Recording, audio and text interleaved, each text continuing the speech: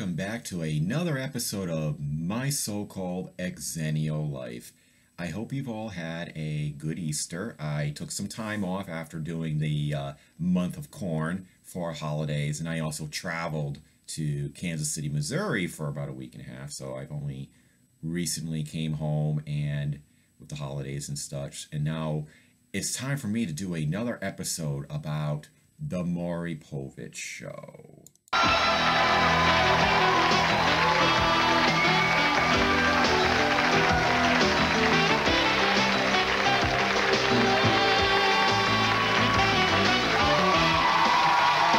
course, that's when I remember it, when it first came on back in 1991. Eventually around, from when I looked up, around 95, 96 season, it became just Maury. So it was a show that I watched a lot. Before I go on about my memories and remembering of the Maury Povich Show, let me read a little bit about Maury from Wikipedia, which is not such a bad site. Just gotta be careful, because not all the information on here is accurate, but most of the pop culture stuff is pretty accurate. So anyway, Maury, originally titled The Maury Povich Show, is a syndicated American tabloid talk show hosted by Maury Povich, in case you didn't know from the name, that it was hosted by a guy named Maury Povich, who was married to Connie Chung, I believe. The series premiered in 1991 as The Maury Povich Show and was produced by Mopo Production, Inc. in association with Paramount Domestic Television. Mopo, I always remembered, it always gave me a chuckle, that name. The show began unofficially using the title Maury in the 1995-1996 season, although its original title remained official until 1998. That sounds about right. I thought that lasted longer. The term Maury was a little bit later, so that does make sense that it was about 98, 99. So this was at a time, 1991, I was 12, and this was at a time when there was a lot of those tabloid talk shows. You had Oprah Winfrey, you had Phil Donahue, eventually we would get Jerry Springer, Ricky Lake, Jenny Jones. There was so many of them. Geraldo, there was so many of them. It was like you could just watch tabloid talk shows all the time, non-stop, if you like that shit. Oop, cat hair. Still got my cat. He's in the box, and his hair's all over the place. So I've watched many of them. My favorites was actually Jerry Springer and Jenny Jones, but I did watch Maury. So why am I doing Maury now instead of like maybe the other ones I watched? Ricky Lake, Oprah Winfrey, especially Jerry Springer. There will be an episode about Jerry Springer eventually. Is because after 30 plus seasons, the Maury Povich Show, the Maury is ending, and Maury Povich is retiring. Good for him. I actually found out he was 83. I almost died. I'm like, damn, guy, for 83, I hope I look as good as he was 83. I have another friend, his name's Ken, down in Maryland. Hi, Ken. He watches the show occasionally, gives me all the likes. And he's an older gentleman in his 80s, and he looks fantastic. I'm like, damn, I highly doubt I'll look that good when I'm in my 60s, for fuck's sake. But I still watch Maury episodes today, and it's radically changed than when it first came on. When it first came on, it was much like Jerry Springer. Jerry Springer is known as like a trash talk show, but in the beginning, just like with Maury, they did serious topics, maybe kidnapping, true crime. See the powers of the serpent that live inside all that is true on the line of infinity. Infinity speaks in all life through the voice of the lost child. Is that an actor? I mean, is that the consummate actor, Charlie Manson, or is that what he's like? Some call him the devil. He and his followers viciously killing 9 innocent people in the summer of 1969. And stuff. But then later on, much later, it became, I want to say in the late 90s, might be wrong, but I want to say in the late 90s, they started doing paternity tests, which, now in the beginning when they did paternity tests, one episode would introduce each woman getting a paternity test, their backstories and everything, but they did not do the results. Nowadays, they'll do, they'll introduce her, maybe there might be a commercial break, and then they'll do the results. But before, the whole episode was just introducing them, doing their backstory. The next day, the next episode would be on, and then they'll do a recap, then the results. Of course, I would watch these shows with my mother and sister and everybody, and we would be like, we like it when, you are not the father, and turns out the woman is a hoe or something like that. But gradually, as the show became more trash, those type of things eventually vanished. I don't think they've ever had any of these, like, these other stuff about paranormal and you know, animals or, you know, true crime cases. I don't think they haven't had those in years. It's all about, you know, women finding their baby daddies and men who are cheating. You know, it gets to eventually it just got stale. I think that was the problem. Maybe that's why it's been ending now, because eventually it's like, oh, there's another woman who needs to find her baby daddy, and they're all like, I wouldn't say scripted, but there's definitely some, like, a trope they follow. I shouldn't say the word trope, I should say cliche. Give you an example. The woman would come out and she's testing a guy, and she'll be like, I am 1000% sure he's the baby's daddy. And usually she'll go on to something about child support and stuff like that, how you must support my baby. And then the guy would come out and talk about what a hoe she was and stuff. And depending on what the answers were, if, you know, if he turned out to be the father, usually the woman would shove the results in the guy's face and, you know, would shake her booty around, and the guy would be like, ugh.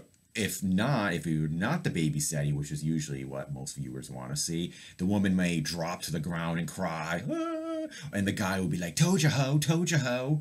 You know, it was pretty degrading. I don't know who would actually want to go on that show. And it should be mentioned, that's been some of the criticisms of the Maury Show, is that they kind of exploit people's personal tragedies. Now, I can understand these people are often very willing, and they should, you know, really, you should be careful about airing your dirty laundry like that on television, you know. But, you know, Andy Warhol said everybody is looking for their 15 minutes of fame, and some of these people, they got more than their 15 minutes. I do believe there was one woman on there, she was literally tested like 15 guys, and it's like, my God, girl, stop doing this. Marisol has been coming to the show for almost 10 years to find the father of her 5 children. Not. Are the father. Not. After 15 DNA tests, Marisol has not given up her search, and neither has the show. And I think, unlike Jerry Springer was like, you kind of know what you were getting to. You know you were going to become looking like total trash on there. So Maury comes off as being himself, as like a little bit more sincere. He's usually more conservative looking, and he comes off as being more caring and sincere. And I do think that was an act. You know, I don't think it's all about ratings. It's to, you know, exploit people. And it's not like I not enjoy watching it, you know. And I'm like, okay, people, you know, if you're looking bad, it's your own damn fault. But let's face it, you got to realize that Maury's not doing this because he has such a kind heart. He's doing it because he's making money off of it. Like I said, there was the article about how, years ago, about how these paternity test shows raised the ratings, and which is why they just, you know, switched over completely. And you can't talk about any pop culture today without talking about racist manners. Now, obviously, maybe I'm not the correct person to be talking about that. Being a cis white male might get me to some trouble. So I'm just giving you my perspective. And there's been some criticism directed about how they seem to promote and racial stereotypes. I will say it seems more often that it's usually African Americans featured on these shows, whether it's whether it's the lie detectors or the paternity test. And yes, I will say they definitely seem to have a lot, and some of them come off as being some of the worst stereotypes, especially the men more so. I will say the men come off as being like these like gangster wannabes that just like, really makes you wonder if this is all an act. I wonder if some of these people are they're totally opposite. They're like, hey, we're getting our 15 minutes of fame. I know who my baby's daddy is anyway, but hey, let's have some fun on this. And I've heard that has happened on a few of these shows where the people were just totally acting. And you can't talk about any pop culture today without talking about racist manners. Now, obviously, maybe I'm not the correct person to be talking about that. Being a cis white male might get me to some trouble. So I'm just giving you my perspective. And there's been some criticism directed about how they seem to promote and racial stereotypes. I will say it seems more often that it's usually African Americans featured on these shows, whether it's whether it's the lie detectors or the paternity test. And yes, I will say they definitely seem to have a lot, and some of them come off as being some of the worst stereotypes, especially the men more so. I will say the men come off as being like these like gangster wannabes that just like, really makes you wonder if this is all an act. I wonder if some of these people are just, they're totally opposite. They're like, hey, we're getting our 15 minutes of fame. I know who my baby's daddy is anyway, but hey, let's have some fun on this. And I've heard that has happened on a few of these shows where the people were just totally acting. But as a kid, being a teenager, it was one of the shows I did watch because it eventually became a trash show, you know, and it was fun. I actually did like the paranormal stuff. They had Zach Baggins, or whatever the hell his name is, from Ghost Adventures on. They would talk about ghosts and everything. And I actually liked that. Black all around me. You gotta understand when you guys are watching that. Those are not flashlights. We're in complete darkness. Those are the infrared beams. So when you hear stuff, you feel stuff, and the cameras, they really can't convey feeling. I'm almost scared. I'm getting a lot. And I think those were my favorite. And then they got rid of those and just put on, you know, Baby's Daddy, You're a Cheater type crap on there. So regardless, it's an iconic show, and it's kind of a shame. I'm not saying it's a shame to go away. Like I said, it's like complete trash, and even I question the sincerity of Maury and with his guests. I do know they do have a counselor on there, which is good to know, because there has been a few tragedies in the past. Maybe eventually I'll deal with them in some future episodes. Most famous one is Jenny Jones, the guy who murdered the other guest, but it wasn't the only one. Jenny Jones got sued over it, but there was actually an incident on Jerry Springer where two other guests murdered another guest. But I guess Jerry Springer got, you know, wasn't blamed for it because there was definitely issues before then.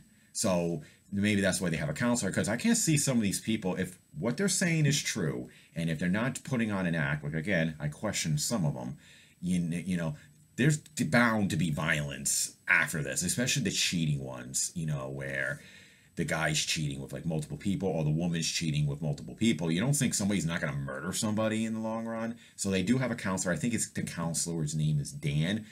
I haven't seen him on much lately, but for a while he was on quite a bit. And so like I said, I give him credit for having a counselor. Anyway, this wraps this episode up of my so-called Xennial life. You know, I'm sure you can find plenty of Maury clips online or on YouTube. You know, if you haven't seen an episode, take a look at it. So like, subscribe, and share, and continue on with me on this journey through Xennial culture and Gen X culture, and hopefully you'll come back for the next episode. I think I know what I'm going to do for the next episode. Most of these episodes are pretty spontaneous, but I think I got another one that I think you all might find interesting. Anyway, take care now.